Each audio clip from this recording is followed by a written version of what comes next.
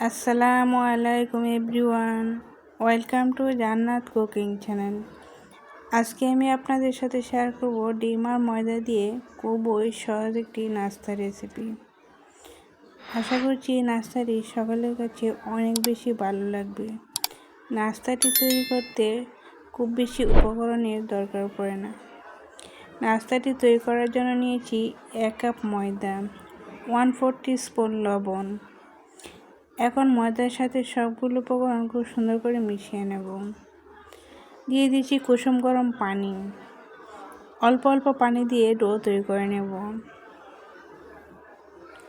ডোটা খুব বেশি শক্ত করা যাবে না, আবার অনেক বেশি নরম করা যাবে না। মিডিয়াম করে ডোটা তৈরি করে নিয়েছি। আর কুসুম গরম পানি দিয়ে ডোটা তৈরি করে নিলে ডোটা খুব তাড়াতাড়ি সফট হয়ে যায়। এখন ডোটা আমি খুব সুন্দর করে মথে নিয়েছি। রেস্টে রেখে দিব 10 মিনিটের জন্য। আর চুলায় একটি প্যান বসিয়ে দিয়েছি পুর তৈরি করার জন্য। পুর তৈরি করার জন্য প্যানে দিয়েছি 1 টেবিল চামচ রান্না করা রেগুলার তেল। তেলটা ভালো করে গরম করে নিয়েছি। এখন দিয়ে দিচ্ছি 2টি ডিম। ডিমগুলো এখন ফেটিয়ে আমি কড়াইয়ে দিয়েছি।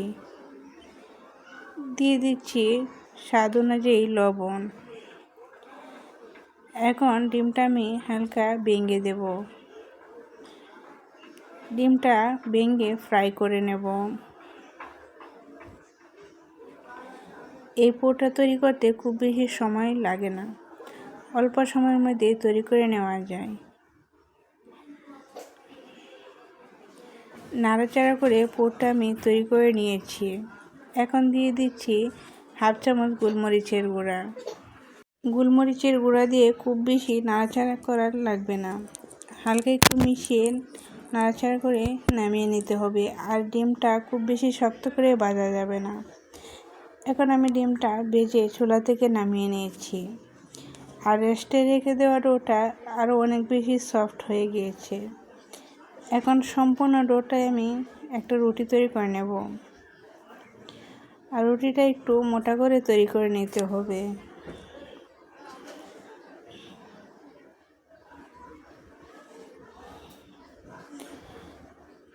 এই রুটিটা পরোটার চেয়ে আরও একটু মোটা করে তৈরি করে নিয়েছি। এখন রুটির মাঝ বরাবর দিয়ে দিচ্ছি রান্না করা পুরটা। পুরটা অবশ্যই ঠান্ডা করে নিতে হবে। ঠান্ডা করে পুরটা আমি দিয়ে দিচ্ছি। চাইলে আপনারা শুধু এভাবেই নাস্তাটি তৈরি করে নিতে পারেন। এখানে আমি পুরের উপরে দিয়ে দিব গ্রেট করা চিজ। চিজ না দিয়েও কিন্তু এই নাস্তাটি খেতে অনেক বেশি মজার হয়। এখন আমি দিয়ে দিচ্ছি 1/2 কাপ গ্রেট করা চিজ। আপনারা যদি বেশি চিজ দিতে চান তাহলে দিয়ে দিবেন। বেশি চিজ দিলে নাস্তাটি খেতে আরও বেশি মজার হয়।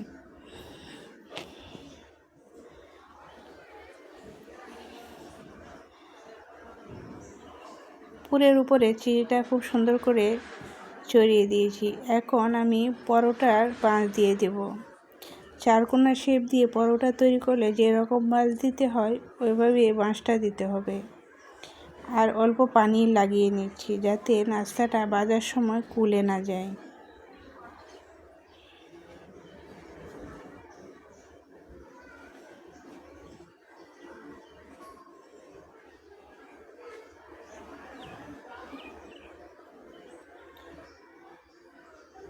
এই নাস্তাটি অল্প সময়ের মধ্যে ঝটপট তৈরি করে নেওয়া যায় আর একবারই সহজেই তৈরি করে নেওয়া যায়। এখন আমি নাস্তার শেপটা দিয়ে দিয়েছি। এখন আলতোভাবে বেলুনের সাহায্যে নাস্তাটা একটু বেলে নেব। যেই পাশ দিয়ে আমি ভাঁজ দিয়েছি ওই পাশ দিয়ে হালকা বেলে নিতে হবে। উপরে অল্প একটু ময়দা ছিটিয়ে নিচ্ছি, তাহলে আর বোর্ডের মধ্যে লেগে যাবে না।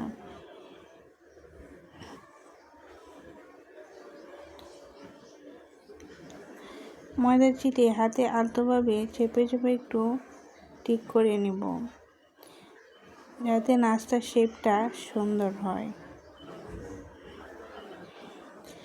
এখন বেলুনির সাহায্যে খুবই আলতোভাবে বেলে নিতে হবে। প্রথমে যে দিক দিয়ে বাঁশ দিয়েছিলাম ওই পিঠ দিয়েই বেলে নেব। যেহেতু এই দিক দিয়ে বাঁশটা বেশি হয়েছে, নাস্তাগুলো খেতে ভালো লাগবে না, তাই এই পিঠ দিয়ে দিলে রুটিটা একটু পাতলা হবে। এখন নাস্তাটা উল্টিয়ে আলতোভাবে একটু বেলে নেব। এই পিঠ দিয়ে না বেলে নিলেও কোনো সমস্যা হবে না।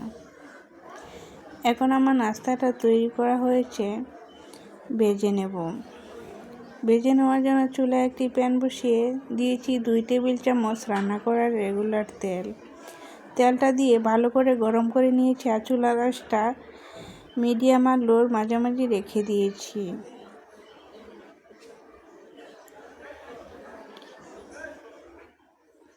যেহেতু এখানে অল্প তেলে নাস্তাটি ভেজে নেওয়া হবে, তাই নাস্তাটি একটু ঘুরিয়ে ঘুরিয়ে ভেজে নিতে হবে। তাহলে দেখবেন নাস্তাটা খুব বেশি কালার চলে আসবে না। এখন নাস্তাটি উল্টিয়ে দিচ্ছি। খুব সাবধানে নাস্তাটা উল্টিয়ে দিতে হবে।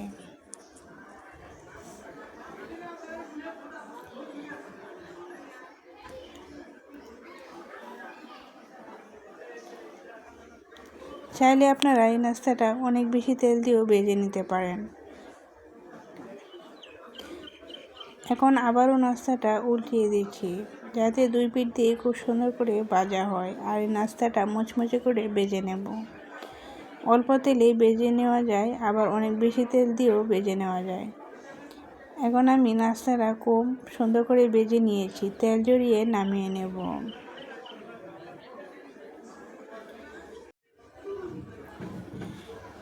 নাস্তাটা এখন কেটে দেখাচ্ছি, দেখেন ভিতরে কত বেশি সুন্দর হয়েছে আর নাস্তাটা খুবই মুচমুচে হয়েছে। আশা করছি আমার এই সহজ নাস্তার রেসিপিটা আপনাদের কাছে অনেক বেশি ভালো লেগেছে। ভালো লেগে থাকলে একটা লাইক দিতে ভুলবেন না। আর আপনি যদি আমার চ্যানেলে নতুন হয়ে থাকেন তাহলে সাবস্ক্রাইব করে আমার চ্যানেলের পাশেই থাকবেন। পেজ থেকে দেখে থাকলে পেজটা ফলো করে রাখবেন।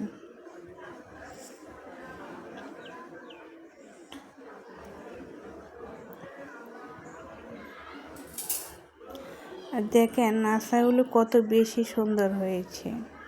আর এই নাস্তাগুলো খেতেও কিন্তু অনেক বেশি মজার। আপনারা চাইলে এই নাস্তাগুলো আরও বেশি করেও বানিয়ে নিতে পারেন।